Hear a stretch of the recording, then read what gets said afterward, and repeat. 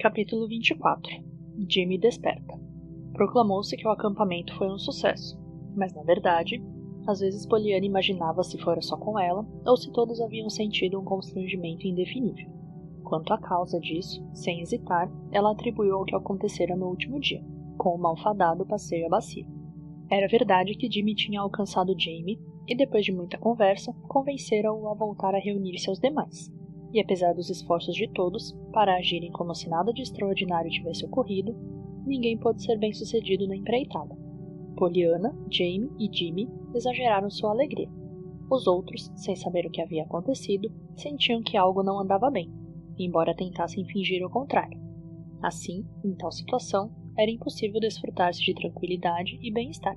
Mesmo o esperado jantar de peixe foi sem graça. Antes da hora, o grupo tratou de voltar ao acampamento. De volta a casa, Poliana esperava que o episódio fosse esquecido, só que não podia deixar de se lembrar do caso e, assim, não podia censurar os outros por se lembrarem também. Pensava naquilo sempre que olhava para Jane. Via de novo o sofrimento em seu rosto, no sangue em suas mãos.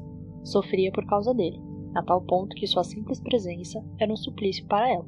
Com remorso, teve de admitir para si mesma que já não sentia prazer em conversar com Jane, o que não a impedira de estar muitas vezes com ele. De fato, ficava ao seu lado mais vezes do que antes. Com medo de que o rapaz percebesse seu estado de espírito, não perdia a ocasião de corresponder às suas manifestações de afeto. Às vezes, ela própria tomava a iniciativa de procurá-lo. Não precisava fazer isso com frequência, até porque Jamie, com intensidade, tentava estreitar os laços de amizade com ela, o que de sua parte não devia ser estimulado. O motivo de tudo, acreditava Poliana, estava no incidente com o touro bravo e no socorro que lhe fora prestado. Não que Jamie se referisse ao caso diretamente, não o faria jamais. Mostrava-se mais alegre que de hábito. Mas Poliana tinha a impressão de sentir, por trás daquela expansão, uma amargura que antes não existia. Às vezes, Jamie evitava a companhia dos outros e não continha um suspiro de alívio quando tinha a ocasião de ficar a sós com Poliana. Esta pensou que sabia o que o levava a agir desse modo, depois do que ele lhe disse, um dia, quando viam os outros jogando uma partida de tênis. Não há ninguém, Poliana, capaz de me compreender como você. Compreender? A moça não entendeu a princípio o que ele estava querendo dizer. Fazia 5 minutos que viam o jogo sem trocar palavras. É isso, Poliana, disse Jamie. Você também já ficou sem poder andar.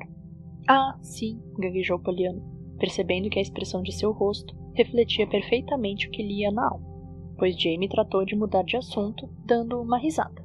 Vamos, Poliana, por que não me pede para fazer o jogo do contente? Eu teria pedido em seu lugar.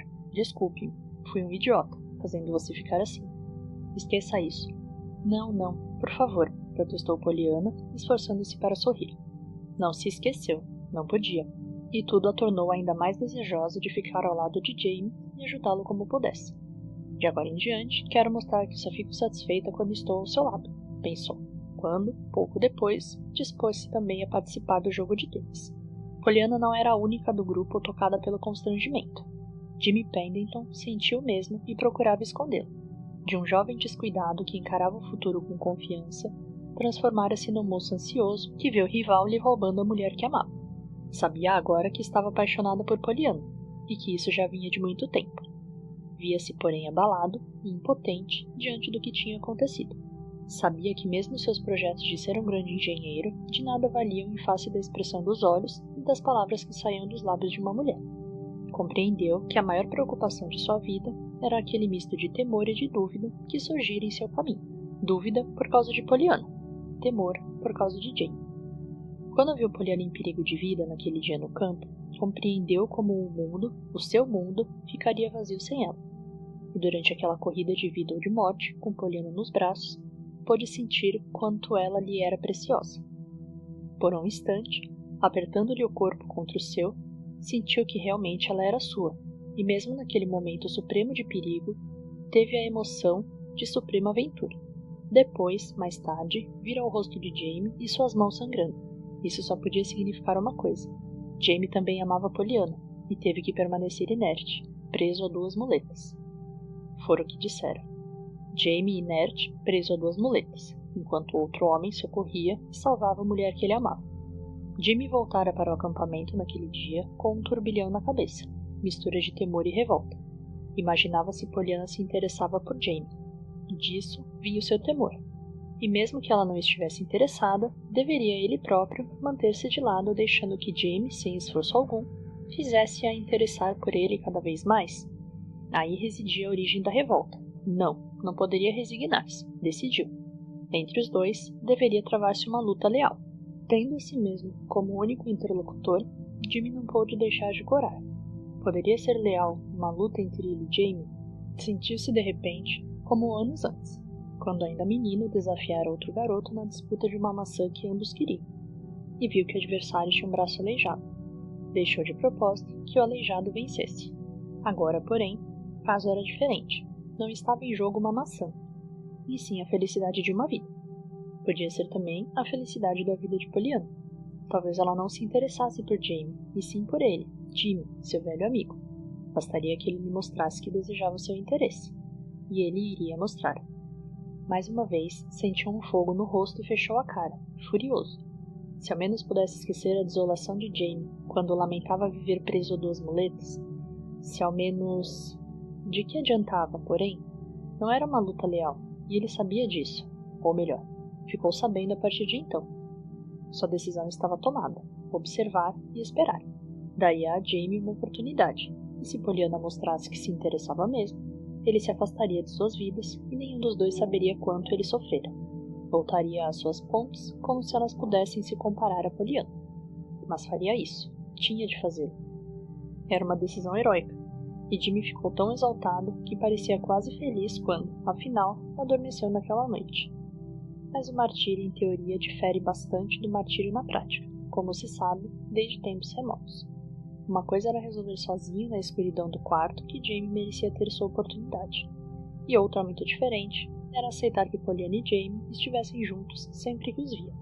Além disso, ele se preocupava com a aparente atitude dela para com o inválido. Era como se ela se interessasse muito pelo rapaz, tão preocupada com o seu bem-estar e desejosa de mostrar que gostava de lhe fazer companhia. Depois, como para esclarecer qualquer possível dúvida por parte de Jimmy, Sadie Dean lhe falou certo dia a respeito do assunto. Estavam na quadra de tênis e Sadie sentada, sozinha, quando Jimmy se aproximou dela e perguntou: "Vai jogar na próxima partida com Pollyanna, não vai?" "Pollyanna não vai jogar mais esta manhã", disse a moça. "E por quê?" estranhou Jimmy, que esperava disputar uma partida com Pollyanna. Sadie ficou sem responder durante algum tempo, e depois, com visível esforço, informou: "Ela me disse ontem à noite que estamos jogando tênis em demasia. Não é bom para Jamie Carroll, que não pode jogar." "Eu sei, mas..." Jimmy não continuou, não sabia o que dizer, e logo em seguida teve uma certa surpresa com a entonação da voz de Sadie Dean, que dizia: "Mas ele não quer que nenhum de nós deixe de fazer as coisas por causa de sua invalidez. É o que mais o aborrece. Pollyanna não entende. Eu sim compreendo. Ela pensa que sabe o que está dizendo." Algo nas palavras de Sadie, ou no modo de pronunciá-las, provocou súbita compaixão em Jimmy. Quis fazer uma pergunta, hesitou e afinal falou: "Acha por acaso que existe algum interesse especial entre os dois, um pelo outro, ou não?" "Ainda não notou?" A moça lhe lançou um olhar sarcástico. "Ela o adora, ou melhor, os dois se adoram." Jimmy nada disse, virou as costas e se afastou. Não desejava continuar a conversar com Sadie, e nem reparou que também Sadie Dean virara as costas e se pôs a olhar a grama a seus pés, como se tivesse perdido alguma coisa. É evidente que também não queria falar daquele assunto. Jimmy saiu pensando que não era verdade o que Sadie dissera. O fato é que, verdade ou não, aquilo não lhe saía da cabeça, e diante de seus olhos parecia uma sombra, sempre que via Pollyanna e Jamie juntos. Observava a fisionomia dos dois, prestava atenção ao tom de suas vozes e concluiu que era verdade, sentindo no coração um peso mais forte. Fiel à sua promessa, afastou-se, resoluto. A sorte estava lançada, dizia a si mesmo. Pollyanna não lhe era destinada. Os dias seguintes não trouxeram sossego a Jimmy. Não se atreveu a afastar-se de todo da mansão Harrington, com medo de ver o seu segredo descoberto. E mesmo sabendo que ficar com Pollyanna era agora uma tortura. Mesmo com Sadie era desagradável. Não podia esquecer que fora ela que afinal lhe abrira os olhos. Jamie, é claro, poderia ser uma companhia amena em tais circunstâncias. Restava apenas Ruth Carroll e Jimmy só encontrava consolo em sua companhia. Alegre ou sisuda, ela sempre achava a atitude adequada e era surpreendente verificar como se mostrava bem informada a respeito de pontes, as pontes que ele iria construir. Além do mais, era atenciosa e compreensiva, sabendo sempre a palavra certa que devia dizer. Certo dia, Jimmy quase lhe falou do embrulho, mas John Pendleton o interrompeu, e a conversa mudou de rumo. Pendleton sempre os interrompia no instante errado, pensava Jimmy, às vezes um tanto irritado. Mas, ao se lembrar de tudo que John Pendleton havia feito por ele, sentia remorso. O embrulho era uma coisa que vinha da infância de Jimmy, e que nunca fora mencionada a ninguém, exceto a John Pendleton, e somente uma vez, quando adotaram o menino. O embrulho, na verdade, era um enorme envelope branco, gasto pelo tempo e fechado com um selo vermelho. Fora entregue a Jimmy pelo pai e trazia por fora seguintes instruções escritas pela mão do pai. Para meu filho Jimmy, não deve ser aberto, senão no dia em que ele fizer 30 anos, a menos no caso de sua morte, quando então deverá ser aberto imediatamente. Em algumas ocasiões, Jimmy se punha a imaginar o que haveria dentro daquele envelope. Outras vezes, esquecia de sua existência. Quando estava no orfanato, vivia com medo de que o envelope fosse descoberto e furtado. Guardava-o sempre no forro da roupa. Nos últimos anos, por sugestão de John Pendleton, o embrulho foi recolhido ao cofre da casa. Não sabemos se é valioso, explicara. De qualquer modo, eu queria que você o guardasse, e não se pode correr o risco de perdê-lo. Claro que não quero perdê-lo, concordou Jimmy. Não acho, porém, que tenha grande valor. Meu pai nada tinha, eu sei. Fora aquele embrulho que Jimmy quase estivera a ponto de mencionar à Sra. Carroll certo dia. E o teria feito, se John Pendleton não o tivesse impedido. Afinal, pensou Jimmy depois quando voltava para casa. Talvez tenha sido bom não lhe ter falado. Ela podia pensar que meu pai procurava esconder em sua vida algo que não fosse correto. Não quero que façam este juízo de meu pai.